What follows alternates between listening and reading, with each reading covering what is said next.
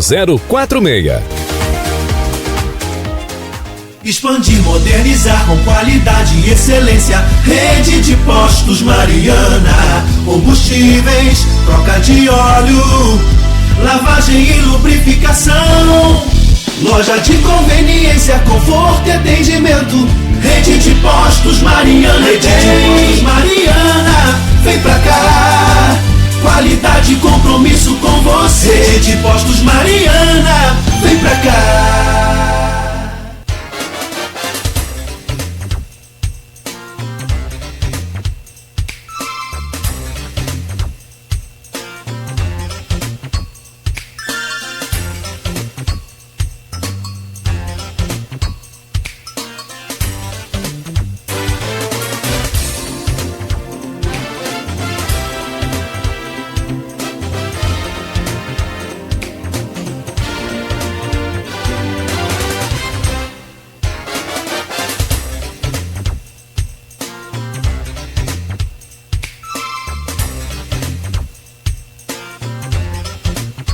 Bom, são 8h11, já voltamos com Folha no Ar ao vivo aqui pela Folha FM, ao vivo também pelo Face, pelo YouTube e pelo Instagram. Você ouve este programa agora, né? E também assiste agora nesses canais que eu falei, mas logo mais, reprise na Plena TV, depois tem também o podcast, para todos os aplicativos de podcast. Se quiser só ouvir o programa, não ver as nossas belezas aqui, pode também só ouvir, vai perder, né? Mas em compensação vai ficar por dentro das informações. Estamos ao vivo no oferecimento de Proteus, Unimed Campos, Laboratório Plínio Bacelar, Vacina Plínio Bacelar, Rede Mariana de Postos e Radmed Diagnósticos por Imagem. Agora em Campos faz 25 graus, tem tempo bom. E a previsão para hoje é de tempo bom, não há previsão de chuva, segundo o Instituto Nacional de Meteorologia. O programa de hoje é um programa especial, é uma série sobre o Rio Paraíba do Sul. Salve o Paraíba do Sul, um compromisso de todos nós. E a gente começa essa série, que a mim foi recomendada pelo Aloysio Abreu Barbosa, que é o integrante dessa bancada, é o criador deste programa, e ele saiu por um período longo de descanso e de projeto pessoal e falou: Nogueira, só vou deixar uma incumbência, faça uma série sobre o Rio Paraíba do Sul e me entrega resultado. Eu falei: eita, complicado, né? Essas demandas assim. Eu falei: ó, pai. Ele falou: não, toda a equipe da Folha vai estar à sua disposição, e passou o contato do Fabiano, o promotor, e daí a gente então já começa essa série a partir de hoje, que vai ser replicada também pelo jornal, que vai ser repercutida pelo site, né, além do rádio, no sentido de mitigar aqui a destruição, mitigar os problemas que estão ocorrendo com o nosso Paraíba do Sul. E hoje a gente conversa com o professor Vicente de Paulo Santos de Oliveira, Vicente Oliveira, que é professor titular do IFE, entre outras coisas, é doutor em engenharia agrícola, é diretor também do polo de inovações, né, de inovação do IFE Campos. Eu não sei o que é Henrique da hora por onde ele está, rapaz. Eu acho que ele enricou, não sei se agora é outra coisa, né? Não tem participado aqui, não tem falado comigo, mas ele está sempre participando e interagindo com a gente. E ele trouxe aqui uma vez a sugestão, e eu consegui falar com o Marcelo Guedes, que é professor da UFRJ e fundador e criador também, assim como o senhor, do Parque Tecnológico da UFRJ. Cara sensacional também, outra fera também. Professor Vicente, eu deixava uma pergunta aqui no bloco anterior para o senhor sobre o que nós podemos fazer e devemos para ajudar a salvar o Rio Paraíba do Sul. Então, vamos lá, começar com uma questão legal, né? Quem é a representação para essas questões aqui na região? O Comitê de Bacia. Então, o Comitê de Bacia tem representantes ali do setor de governo, da sociedade civil, inclusive, né, as instituições de pesquisa, o ENF, IFE, UF, entre outras, e também o setor de usuários. Então, ali você tem um grande colegiado, com representações, e que discutem debate. Então, legalmente, é o Comitê de Bacia que tem que ter esse posicionamento, né? Tem feito algumas ações, sim, ao longo do tempo, mas não podemos só depender do comitê. Eu acho que uma grande mobilização da sociedade, não é só Campos, é Campos, São João da Barra, São Fidélis, né? São Francisco, nos unirmos para fazer uma grande mobilização, discutirmos essas questões, ouvirmos aí os segmentos, né? Os pescadores, porque, por exemplo, os pescadores eles não participam do Comitê de Bacia, que deveriam participar, mas por questões outras não participam. Eles são penalizados por isso. Nós temos a Associação de Pescadores aqui na Coroa, aqui no Parque Prazeres. Nós temos pessoas que vivem da pesca do rio, que recebem o defeso. E aí? Então nós precisamos ouvir esses segmentos. Mas eu acho, vou ajudar aqui a Luísio, né? A Luizinho com essa proposta dele, eu mando um abraço para ele, né? Foi muito feliz aí com esse dever de casa que ele deixou para você. O Grupo Folha, pela sua expressão regional, por todo o trabalho que tem feito ao longo dos anos, ele pode organizar, liderar esse movimento, fazer não só o programa de rádio, mas também ouvir esses atores importantes, porque a gente sempre ouve aqueles, né? Eu estou aqui cumprindo meu papel como servidor público, beleza, venho aqui, trago as informações, né?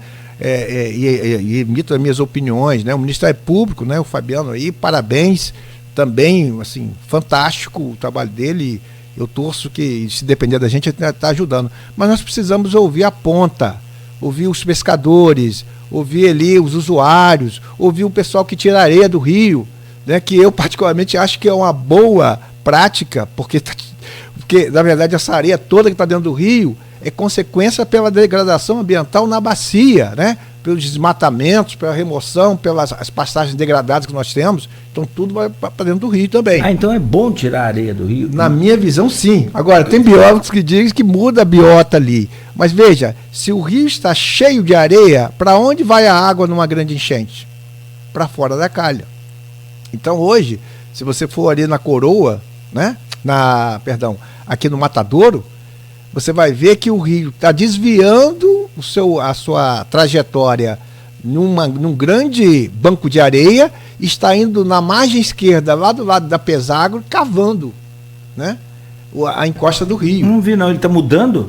Você vai ver, você vai lá. A curva da Lapa faz aqui no sentido... faz a curva da Lapa, passa da ponte. Sim. E aí tem um matador ali. Sim, sim. Que aí tem uma comporta ali do Cambaíba, né? Sei.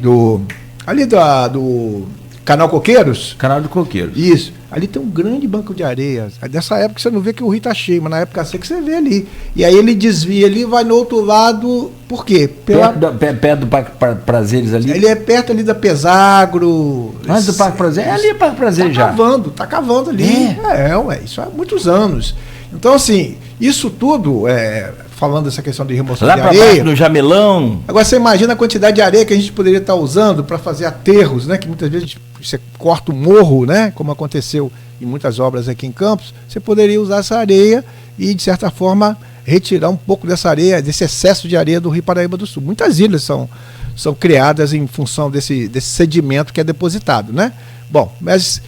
eu entendo, respondendo objetivamente a sua pergunta, que é uma mobilização da nossa sociedade, das representações de Campos, São João da Barra, São Francisco, né? A gente tem que ouvir lá os catadores de caranguejo lá de Gargaú, o que eles estão achando dessa mudança toda? Será que não está impactando lá a produção, a extração de caranguejos, né? Os produtores rurais, também os ecologistas, uma pessoa que eu faço sugestão aqui, professor que eu gosto muito, tem um carinho muito especial, o professor Sofiati, trazê-lo aqui, ele tem uma visão muito longa, né, desse impacto no Rio Paraíba do Sul. Então, assim, a gente fazer um grande movimento, eu vejo que é importante e, logicamente, a gente coloca o Instituto Federal Fluminense à disposição para poder ajudar nesse debate. Nós temos o nosso programa de doutorado, mas também nós temos o nosso programa de mestrado em engenharia ambiental, nós temos nossos cursos de graduação em Guarulhos na área de engenharia ambiental, os técnicos na área ambiental, que a gente pode também, de alguma forma, estar contribuindo. Então, eu acho que é uma grande mobilização. É lógico que a gente, com isso, conta muito com as pessoas, né? Porque só vamos mudar, ou pelo menos, o que a gente fala, mitigar, minimizar esses impactos com uma grande mobilização. Eu vou além disso tudo aí que você falou, eu vou além, eu vou dar uma ideia. Quem não puder ajudar, não atrapalhe. Quem não puder salvar, não mate o Paraíba. De que forma? Não jogue a sua latinha, a sua copo descartável, não jogue o seu lixo aqui pela janela do ônibus ou do carro quando você passar pelas ruas da cidade, porque ele vai tudo para o rio. Não jogue lixo no rio, porque aquilo que você falou, vamos jogar um animal morto, joga no rio. Não é assim não. Não faça isso. Aliás, existe penalização para isso, é que a gente não tem fiscalização para poder chegar a tal ponto. Professor, quer dizer, e se você puder de alguma forma contribuir, espalhar a notícia, convocar aí a sua comunidade através da associação dos moradores, como o senhor falou, dos profissionais, a gente vai buscar ouvir esse pessoal também. Sim. O livro que o senhor trouxe para mim aqui de presente para a gente é Ocorrência de Salinização no Baixo Paraíba do Sul. Tem várias transposições do rio. O senhor passou para a gente pelo menos 3 que são as mais importantes, 2 que são as mais conhecidas, Atibainha, lá em Atibaia. Isso. O senhor falou que tem um túnel, né? Foi feito um túnel ali, com bombeamento, para tirar a água da bacia do Paraíba e levar para o sistema Cantareira, né? Que abastece a região metropolitana de São Paulo, né? São Paulo naquela época teve problema sério, né? Estava tirando o fundo do sistema, né? Então isso foi discutido e foi decidido no Supremo Tribunal Federal, né? A época aí foi uma grande discussão, sim, um grande debate, né? São Paulo, Rio, e no final se decidiu pela transposição, que a gente já esperava, né? Porque o uso prioritário, segundo a lei 9433, que é a política que estabeleceu a Política Nacional de Recursos Hídricos, estabelece como prioridade o uso, dessalinização de animais e abastecimento humano, né? Então, está faltando água, as pessoas estavam sem água em casa, né? Então, acabou se decidindo por mais essa transposição. Então, é uma realidade, né? Nós falamos aqui sobre isso mais cedo, que é o uso da água. Sim. O uso consciente. Depois vem a grande barragem, a grande transposição de Santa Cecília. Santa Cecília. Quantos por cento ele desvia do nosso Paraíba? Olha, eles podem, a legislação, até 165 metros cúbicos por segundo, tá? E deixa passar aí uns 30%. O que acontece é isso. Então eles tira muito mais. Eles tiram 70%? Eles tiram 70%. Aí. Do leito do Paraíba? Do leito do Paraíba. Então está respondida a pergunta que eu ia fazer. E aí a vazão cai bastante, tá? 70% do leito do Paraíba é desviado. Isso é variável de acordo com a época e de acordo com a vazão do rio, tá? Porque também tem uma vazão mínima que tem que estabelecer no rio. Mas a retirada é muito grande. É permitido ele tirar. É permitido. E tem isso é discutido, né? O João vai falar isso com você. Isso é discutido. Tem lá vamos dizer assim, um grupo de crise, né? Que se reúne para discutir e se definir qual é a vazão de transposição e a vazão que se deixa passar no rio. Então há um debate, né? Entre os principais usuários do rio, que é o setor elétrico, né? Que é muito forte, né? Como eu disse aqui, essas barragens foram criadas com esse propósito inicial de gerar energia, mas é o setor que eu costumo brincar, porque as pessoas não gostam de ouvir, mas o setor elétrico é que manda no rio, porque é ele que controla o que deixa passar as barragens, né? Então, hoje há uma discussão, mas é um setor que é muito forte, que é a geração de energia elétrica, né? Uma energia renovável, né? Em tese sustentável e é muito importante, né? É por isso que nós temos tantos projetos ainda por acontecer na bacia do Rio Paraíba do Sul.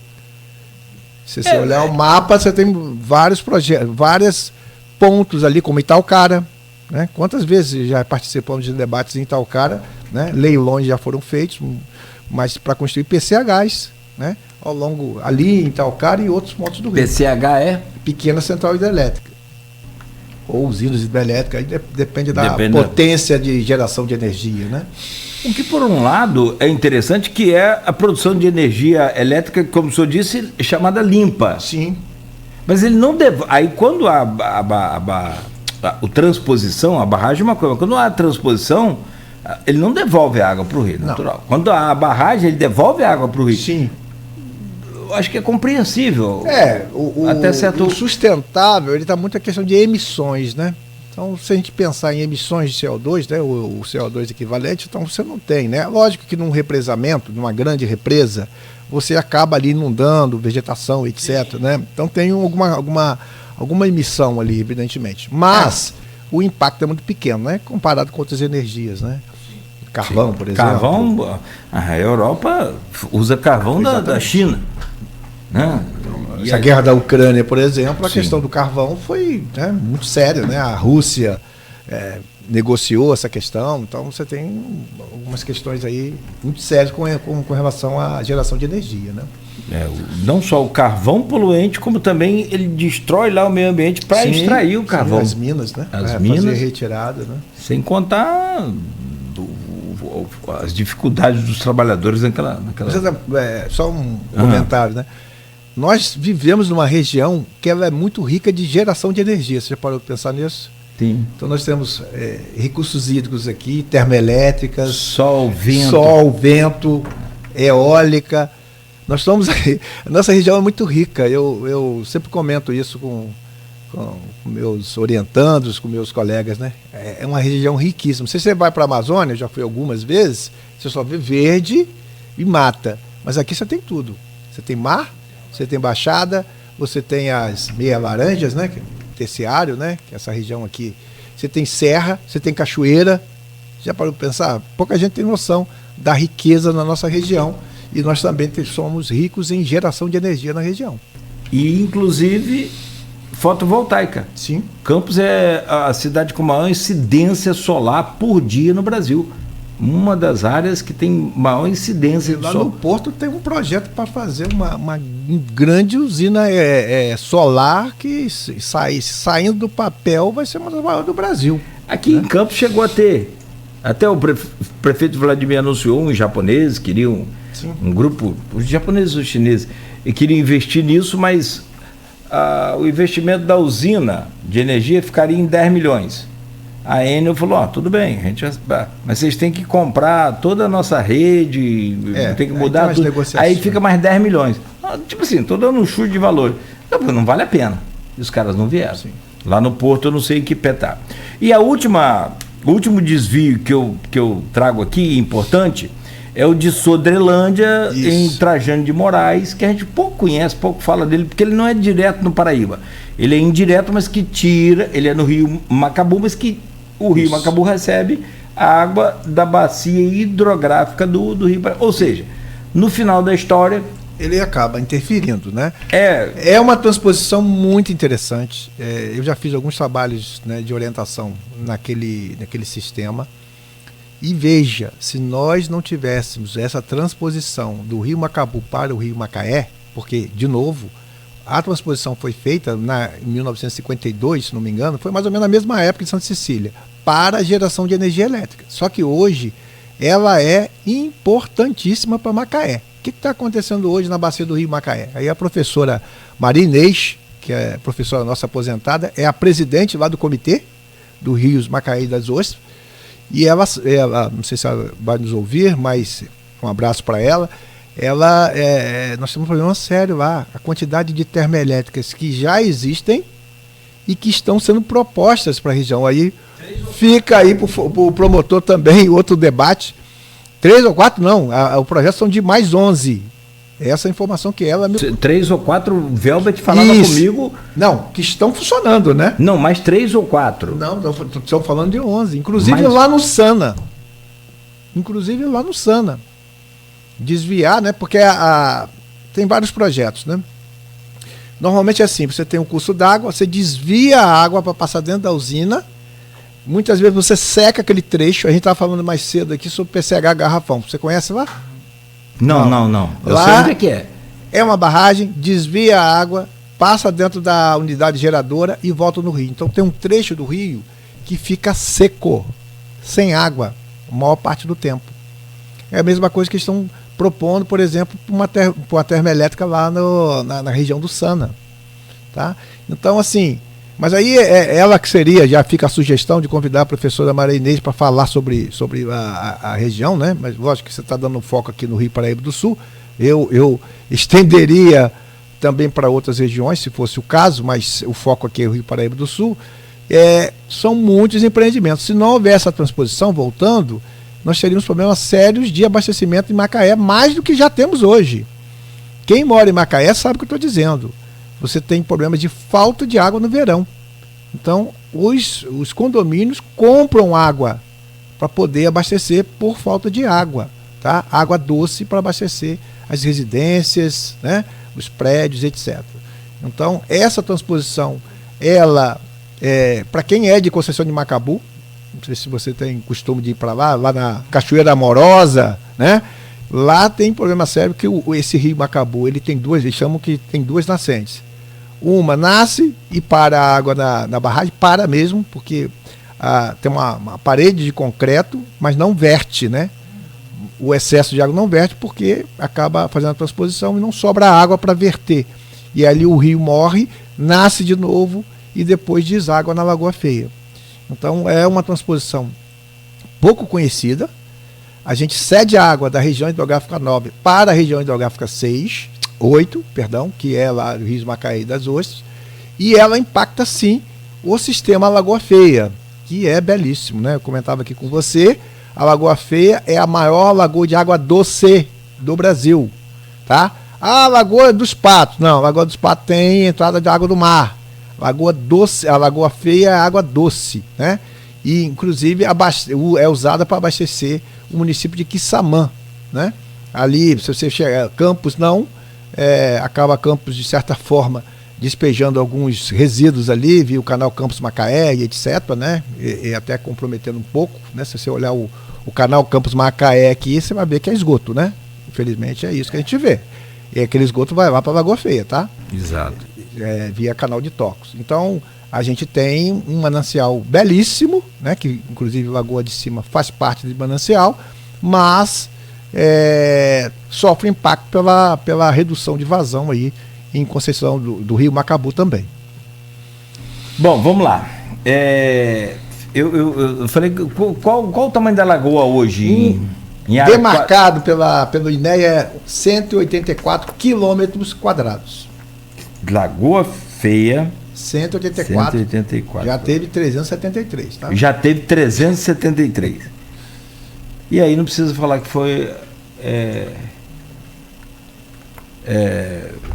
obras do DNOS. Obras do DNOS e blá blá blá. Bom, vamos lá.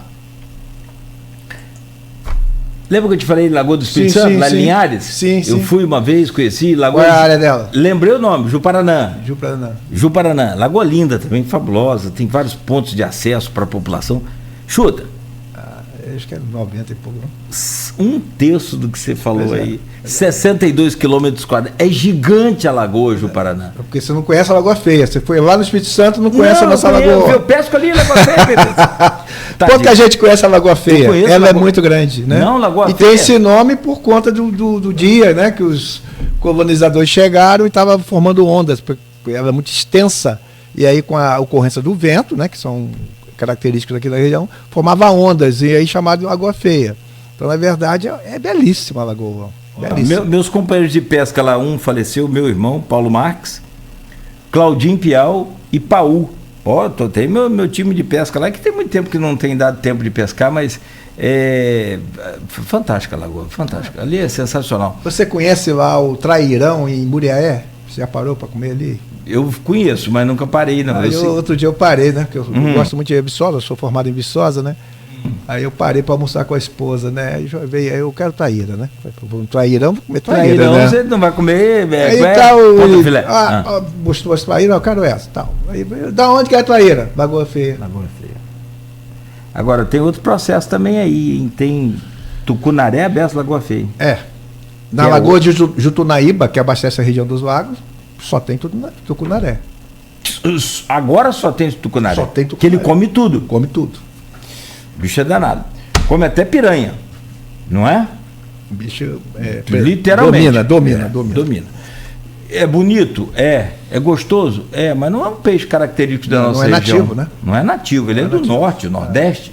Eu acho que é da bacia lá amazônica. Eu comi pela primeira vez. Tenho certeza não, mas acho que é da bacia amazônica. Eu conheci em Goiás, que aí já deve ser pelas proximidades ali. Bom, mas a pergunta é sobre o Rio Paraíba, e você me trouxe aqui eu citei as 3 transposições, né? Repetindo, a Tibainha, a Santa Cecília e por último agora aí a Sodrelândia, lá em Trajano de Moraes, que são as mais importantes, talvez outras e menores, mas que tem.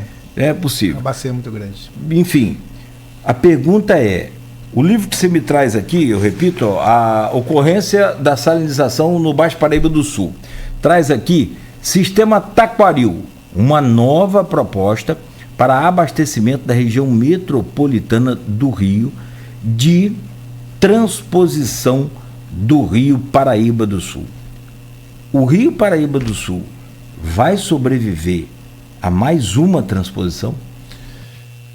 Eu entendo que isso vou trazer de novo aqui a informação. Isso foi um seminário promovido pelo INEA, né, a Secretaria de Recursos Hídricos, que trouxe mais uma alternativa para resolver as questões de abastecimento na região metropolitana do Rio de Janeiro, na Zona Leste. Né? Zona Leste é o quê? Niterói, São Gonçalo, Itaboraí, Magé. Então aquela região ali, né? Cachoeiras de Macacu. Então aquela região, Maricá. São Gonçalo é enorme, tem mais de 1 milhão de habitantes. Mais de 1 milhão de habitantes. Então ali tem problemas sérios de abastecimento. Né? Tem um sistema chamado Imuna Laranjal, que abastece aquela região, entre outros. Então falta água. E aí, qual é a solução para esta região? Que eles apresentaram um estudo, uma tese, uma dissertação de mestrado, desenvolvida na UFRJ, eu cito aí a fonte, aonde se propõe, na localidade de Sapucaia, fazer um túnel e transpor água do Paraíba, lá na região de Sapucaia, até Cachoeiras de Macacu. E, agregado a isso, gerar energia e abastecer esse curso d'água. Tá? E esse curso d'água faz parte desse sistema imunolaranjal para abastecer essa região leste. Porque hoje, se você pesquisar, você vai ver que há falta de água naquela região, principalmente no verão. Então, é mais uma proposta que impactaria fortemente o Rio Paraíba do Sul. Eu até, esse seminário foi feito lá, na época eu era diretor do campus de Itaboraí. A gente questionou, inclusive tem até o link, se você quiser, depois eu te passo o link do debate, da discussão. E aí eu perguntei ao professor, vocês estudaram o impacto na região do Baixo Paraíba com essa mais uma transposição? Ele falou, não, porque não se tem preocupação, né, com o rio abaixo, né? E o professor só acha que vai impactar? Sim, lógico que vai impactar. Você vai retirar mais água do rio, né? O volume, eu não me lembro, está aí na obra aí. Tá aqui, me permite, só rapidamente? Pois não? Eu fico assustado com essas coisas. Para gente que não entende assim de números de desvio, de transposição, mas como que pode? Vai mexer desse jeito? De acordo com o plano de recursos hídricos da bacia hidrográfica do Rio, dos rios Macaé e das Ostras, o túnel subterrâneo com 4,8 quilômetros de extensão, a queda de 336 metros, interliga águas do rio Macabu com o do rio São Pedro. Isso aí é a transposição. Essa é a transposição lá de Macabu. Tá. Isso. Segundo os estudos preliminares, apresentados durante o evento, no ponto a jusante, que é depois do rio abaixo, do desvio, né, da transposição, do encontro dos afluentes Piabanha e Piraibuna, no Rio Paraíba do Sul, há disponibilidade de 60 metros cúbicos por segundo de vazão outorgável, ou seja, de vazão outorgada, liberada, que pode ser permitida. Como é que pode? Pois é. Então, assim, vai impactar fortemente aqui se isso acontecer, mas eu costumo, as pessoas costumam me perguntar, e aí, vai acontecer? Eu falei, inevitavelmente. Isso tem sido discutido lá no Rio de Janeiro, né? Tem um grupo lá grande lá que discute o futuro da metrópole, né? Tem um site, inclusive, que trata sobre isso. E água, ela é essencial para crescimento, para novas indústrias, para, né, para receber mais gente, né? Aumentar a população, porque a população vai estar crescendo, né? E as pessoas estão se deslocando para o Rio, né? Quantas pessoas você não conhece que vão para o Rio para poder, né, ocupar um emprego, né, viver, né? E que são daqui, que são aqui do interior. Então, na verdade, este será mais um impacto que é só questão de tempo, tá? E eu até comentei com você antes de começarmos o programa, eu ainda, nesta vida, né, eu vivo, acho que verei o rio não chegar ao mar. O Rio Paraíba ficar sem força para chegar ao mar, por falta de água, né? Por conta dessas transposições, todos esses barramentos, né? Dando prioridade a outros usos, né? E, evidentemente, a gente vai ter um impacto muito forte na Foz. Então, eu imagino que nos próximos anos terei a oportunidade, né, o desprazer de ver o rio não chegar ao mar. Infelizmente, alguns rios no mundo isso já acontece, né? A gente poderia citar alguns exemplos aqui. Está dizendo que, eu ia te perguntar, fiquei até desanimado agora. É impressionante, por isso que a população precisa estar atenta, por isso que, cara, de alguma forma, vencer essa ganância é muito difícil. Eu entendo essa questão do capital, eu entendo esse capitalismo, sobreviver, vai lá, investir e tal, mas, cara, vai acontecer de não ter mais de onde tirar, igual que a gente vê naqueles filmes de ficção. Sim. Mata tudo, daqui a pouco não tem de onde tirar. Mas eu ia te perguntar se a Foz do Paraíba não é mais em Atafona. Quer dizer, eu vou continuar, eu quero saber, porque a gente fala aqui, se você desvia 70% do leito do Paraíba lá para Santa Cecília, para o Guandu, se 70% pode ser desviado para lá, vai que hoje está bem, tudo dentro dos padrões exigidos lá pela outorga. Sim. E você pode, então, retirar 70% hoje. Quer dizer que nós só temos 30% chegando aqui. Então. Quer dizer, tem outros rios que alimentam. Só que vamos dizer assim, entre aspas, no meio da bacia, né? Então, depois que você faz a transposição, você tem uma contribuição ao longo da bacia de outros rios, né? Rios de Minas Gerais, né? E que acabam, vamos dizer assim, incorporando a água a esse sistema. Mas se a gente observar, em algumas épocas do ano, o rio fica seco. Você quer ver como o rio, você está comentando aí da sua visão, né? Você quer ver como o rio fica seco, quando um sintoma do rio seco? É quando ele fica meio esverdeado. O que é isso? É a concentração de esgoto está tão alta que ele não consegue diluir pela vazão muito baixa. Isso, para quem chega de avião em Campos ou sai, consegue observar. O rio fica esverdeado, que é diferente. Ou quando você passa numa ponte também, precisa ser de avião. Então, a vazão cai demais, ele não consegue ter força para diluir, né? Não ter capacidade de diluição e acaba comprometendo, inclusive, o abastecimento da cidade, onde tem toda essa reclamação que já aconteceu esse ano, e vai acontecer ano que vem, e vai acontecer o ano seguinte. Então, esses impactos aí são terríveis aí para o nosso Rio Paraíba do Sul, e é isso. Infelizmente, eu tenho que constatar que não vai demorar muito para a gente ter essa situação. Então eu posso afirmar que a Foz não é mais em Atafona? Olha, a Foz hoje mudou ali em Atafona, né? Você tem, com essa transposição, você abastece o Guandu, o Canal São Francisco, que abastece outras indústrias. Então, vamos dizer assim, o rio é dividido, né? Em mais de uma Foz, né? Você tem ali, aqui em Atafona, né? A gente até brinca, né? Porque até o limite do município de Campos e São Francisco e São João da Barra mudou, né? Porque se mudou a Foz, chegou mais para lá, mais para o norte, né? Você tem uma saída lá que é muito bonita lá em Gargaú, né? Você deve conhecer. Sim, sim. E aquele mangue que é Perfeito. lindíssimo, fantástico. Então, assim, mas ele tem períodos do ano que você passa muito pouca água ali. E aí quem entra para dentro do rio é a Cunha Salina, tá? E aí vem a outra pergunta. Você já respondeu. A gente vai estar vivo para ver, infelizmente, o rio não chegar ao mar. Eu infelizmente acho que sim. Bom, cabe perguntar então o que nós vamos fazer. O mar vai entrar no rio mais do que já está entrando? Ele já chega até 8 quilômetros, rio acima. Eu falei isso aqui essa semana. Tem gente que já constatou, e aí eu não posso afirmar se é o professor Carlão, não posso, porque se é do Centro de Biociência e Biotecnologia, o CBB, né? Nós temos alguns. O pessoal da UENF já faz trabalho há muitos anos. Já faz trabalho. Então, mas aí, nesse livro, nós citamos alguns trabalhos, inclusive um monitoramento do INEA, feito no Rio, que mostra que a Cunha Salina chega até 8 quilômetros do rio acima. Então, tá? Teve gente que falou que chega aqui a Martinlage. Eu não sei se... É possível, sim. Na queda de vazão muito grande do rio, e, por exemplo, numa maré que a gente chama de cisígia, né, que é uma maré forte de lua cheia, pode chegar sim. Não acho absurdo, não. Não acho absurdo.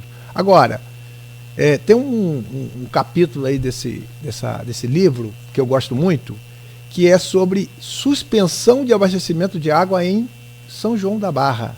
Porque São João da Barra é um município que é abençoado por água, tá, gente? Então você tem a água do Rio Paraíba do Sul e é riquíssimo em água subterrânea. Não sei se você sabe disso. Não.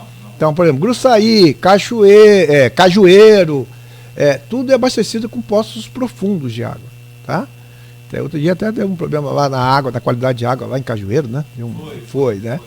Mas o município, o Porto do Açu, tudo com água de altíssima qualidade. Tem os dados aí do Egmont Capucci, que um servidor, né, funcionário da SEDAI, que fez esses estudos aí no passado e que a gente usa muito aí nas nossas citações. Agora, na sede do município, o abastecimento é da SEDAI, né? Tem uma estação de tratamento de água da SEDAI. E ela suspende o abastecimento de água muitas vezes por ano, né? A população reclama e a gente conseguiu os dados com a Marcela Toledo, né? A secretária do Meio Ambiente. Um abraço para a Marcela, gosto muito, a gente tem uma boa interação em várias... eu faço parte lá dos comitês técnicos lá de U6, né? De Unidade de Conservação em São João da Barra, e outros comitês lá, outros grupos de trabalho. E ela me passou essas informações que a gente publicou, aonde várias vezes ao ano o abastecimento de água é suspenso. É suspenso por quê? É suspenso porque a estação de tratamento de água não consegue tratar a água com a água salobra. Ela trata a água doce. E a água com sais é outro sistema, que é um sistema mais caro, né? Nós temos a gente até desenvolve um equipamento aí chamado dessalinizador, pequeno porte. Está fazendo um projeto de pesquisa. No IF está aí no livro também. Para poder ter uma opção doméstica para pequenas, em residências, né? Para você tirar os sais da água, né? A água tem que ter sais? Tem, mas tem uma quantidade muito pequena, né, que é necessária aí para o ser humano. Então a estação de tratamento de água ela não consegue remover esses sais. Então o que eles fazem? Suspende o abastecimento. Então isso tem acontecido, a gente mostra aí nessa publicação, né, algumas informações nesse sentido, e o número de interrupções durante alguns anos do abastecimento em São João da Barra, tá? Então é uma questão muito séria, muito importante. Provavelmente, se você me perguntar, e qual a solução lá para a sede do município? Provavelmente é criar aqueles poços subterrâneos profundos, né? Água de poços artesianos, que fica 100, 200, 300 metros de profundidade, para poder abastecer a cidade, se esse processo de salinização persistir no Rio Paraíba do Sul. Então é uma realidade lá de São João da Barra. Que, aliás, eu moro em Atafona, tá? Você mora em Atafona? Moro em Atafona. Cara, porque se vai ter uma nova transposição, aqui já fala sobre a salinidade na agricultura também. Sim. Então, se vai ter uma nova transposição... Você se lembra de um grande derramamento de sal que houve lá no Porto do Açu, que saiu na mídia internacional, atingiu os produtores lá em Mato Escuro, por alguns anos atrás. Isso está relatado aí. Nós fomos, na época eu estava como diretor lá da UPEA, né, que hoje é o Polo de Inovação, a Unidade de Pesquisa e Extensão Agroambiental, e nós fizemos um trabalho para o Grupo X, né? Antes era Grupo X, né? LLX, lembra disso? E nós fomos contratados e fizemos um diagnóstico desse impacto, desse derramamento. Foi um acidente lá naquele chamado aterro hidráulico, né? Que é aqueles montes de areia lá no porto. E aí a gente fez esse estudo e a gente fez uma grande revisão, né? Porque lá muita gente acha que não, mas lá em Mato Escuro, Água Preta produz quiabo, produz jiló. E eles vendem no Rio, caminhões, né? Levam, e caminhões saem diariamente. E a gente fez um trabalho. E aí, se você olhar essa parte aí do livro, você vai ver que algumas culturas são tolerantes a certos níveis de sais na água. Então a gente também relata isso aí. Qual é o impacto da salinização na agricultura, né? E como que você pode trabalhar tendo uma água salobra, né? Não salina, né? Salina é a água do mar. Salobra, ou seja, com de 0,5 a 30 partes por mil aí, como que você pode usar essa água na agricultura e ainda ter uma produção aí aceitável, né? Então também a gente coloca isso. Aí você tem as culturas, né? Você tem aí abacaxi, quiabo, maxixe, cana-de-açúcar, coqueiro, muito coco também. Sim. Abobrinha, alface, batata doce, tem muita coisa. E aí tem a tolerância aqui, né? Exatamente. Cada um. Você vai trabalhar, você pode trabalhar com isso também, né? Você não tem alternativa, você pode usar essa água e usar culturas mais tolerantes à salinidade. Quer dizer, o homem é capaz de sobreviver, né? Mas assim, até quando a gente vai destruir e vai aguentar sobreviver? Tem vários comentários aqui, são 8h52. Eu não achei aqui o número de vezes, mas eu tenho anunciado aqui frequentemente, por exemplo, olha, a empresa, a SEDAI, companhia estadual. Eu acho que estava no início aí do livro. Vê no índice. No índice. Tipo assim, a SEDAI comunica que o interrompimento de captação de água do Rio Paraíba do Sul por conta de intrusão salina. Exatamente. Né? Ó, deixa eu olhar aqui as mensagens rapidamente. Zé Vitor, lá de São João da Barra. Zé Vitor. Boa. Conhece ele? Conheço. Forte abraço para o professor Vicente. Zé Vitor esteve aqui ontem. Diz que tem uma broa lá. Sensacional. Os caras vêm para cá, bicho, não traz nada. Eu acho que eles ficam com vergonha. Nós somos da roça, fala com ele, pastor. Ô, professor, pastor, fala com ele, professor. Nós somos da roça, não precisa se preocupar, não. Né? Ontem eu ganhei abacaxi lá em Bom Jesus. Eu acho que eles ficam com vergonha. Lá em Rosal. Lá em Rosal? Rosal é espetacular. Eu joguei bola lá. Parque Municipal, você conhece Sabiá, Laranjeira? Sim. Eu saindo de lá, tinha feito a coleta, aí a senhorinha lá na saída do pai falou: isso aqui é abacaxi? Eu falei: quero. Aí me deu 7 abacaxis. Não, tá sobrando aí, não? Rapaz, sobrando, deu. Joguei muita bola lá em Rosal. Era jogo bom. E joguei também, ia pelo Italva, né? Jogar lá o Cruzeiro de Bom Jesus. Você também jogou uma bolinha, né? Brincava, joguei americano. Né? Você jogou, mas era craque, eu era goleiro. Não tinha como jogar bola na linha, com um pé grande danado. Eu joguei na época, quem foi meu técnico foi Carlinhos Fantasma, que era massagista há muitos anos, né? Carlinhos? Que ano isso? Década de 80? Década de 80. Rapaz, eu conheço outro Carlinhos que era massagista lá também. Esse. Carlinhos Fantasma. Carequinha? Pô. Você é bobo? Servidor nosso do IFE e era massagista lá. Ele foi meu técnico. Ah, que legal, cara. O Wilson Neves, que era o técnico do juvenil. Evaristo Macedo. Para quem não sabe. Foi meu técnico. Foi seu técnico também? Ah, legal. Eu depois peguei mais pra frente o americano, como repórter de campo, era Pinheiro, técnico da Americana. Grande Pinheiro. Figuraça. Aqui, vamos lá. Marcelino Souza. A bacia de Campos é abastecida com águas do aquífero de São João da Barra. O Marcelino afirma isso aqui. Algumas estações você tem, por exemplo, aqui, você começa aqui no final da 28 de março, você tem uma estação de água subterrânea. Sim. Em Donana você tem outra. Em Bela Vista você tem outra. Então, Bela Vista é um dos maiores poços que nós temos. É esse aquífero que se refere. Bela Vista já chegando em Farol. Já chegando a Farol. Abastece Farol. O problema todo é que quando você se aproxima da cidade, esses aquíferos têm problema de ferro, né?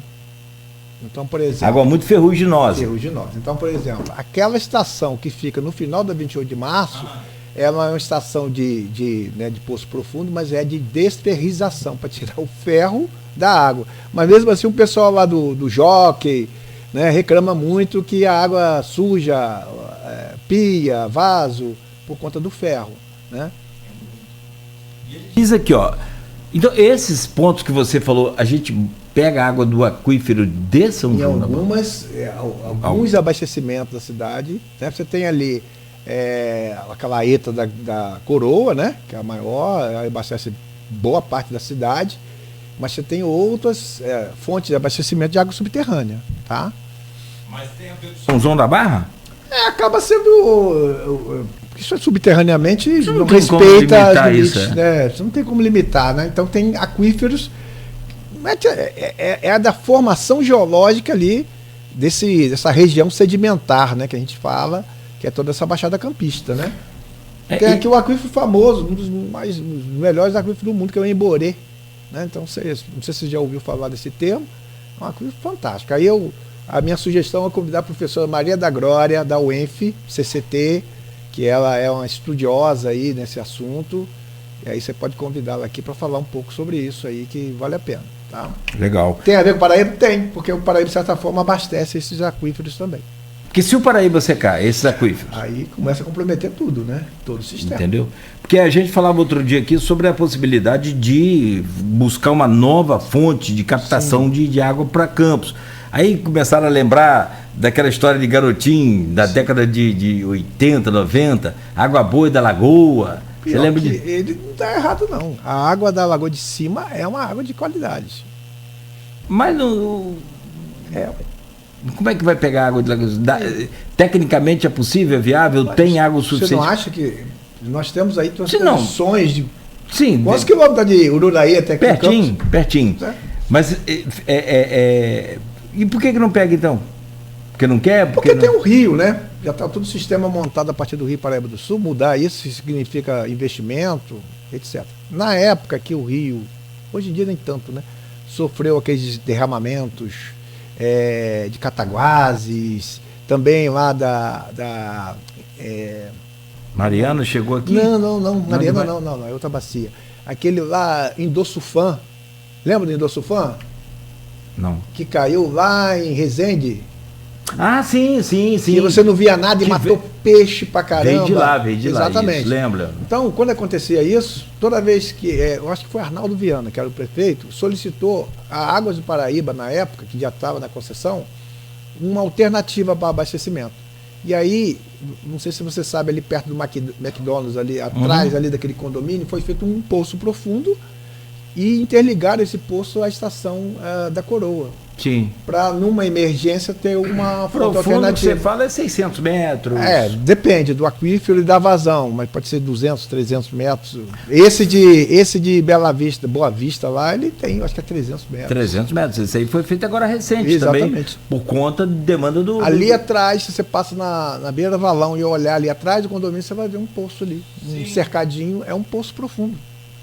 Entendeu? E boa água, parece que deu boa água ali, sem ferro, inclusive. É porque lá pra frente eu tentei uma vez lá na história do Chatuba ali, do Travessur, que eu te falei, sim. Rapaz, não saía água nem a pau.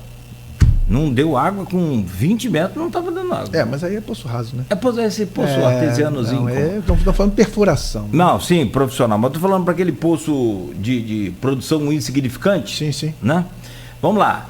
A empresa Águas Industriais do Açu distribui no complexo e este envia para as plataformas da Bacia de Campos, disse o Marcelino. Zé Armando falou aqui, cada gota de água tomada da Lagoa Feia é um pedaço de terra ocupada pelo homem, em sua maior parte irregularmente. Está aqui. Rio Preto também faz foz no Rio Ururaí, disse o Zé Armando. Zé Armando fala mais sobre essas bacias hidrográficas sobre bacias hidrográficas, um organismo único, todo o sistema interligado pelos veios superficiais, pelos aquíferos e pela bacia aérea. A falência de um dos órgãos compromete sua sobrevivência. Perfeito. E ele fala aqui também sobre a Lagoa Feia, mas que a gente está com foco aqui no Paraíba. Eu preciso só para a gente sacramentar e fechar, professor. Pois não. O que tudo isso significa? Todo esse movimento, livros, estudos, isso é um passo importante e fundamental para se salvar o Paraíba. Mas sem a participação de todos, isso significa o quê?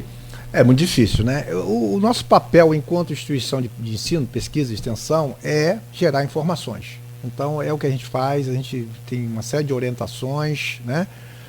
A UENF tem uma série de orientações, série de trabalhos de pesquisa, publicamos isso, divulgamos isso, né? Esse livro é um bom exemplo, né? É um livro com a linguagem simples, né, mas acessível, as pessoas vão conseguir entender, não tem uma linguagem ali científica, né, difícil.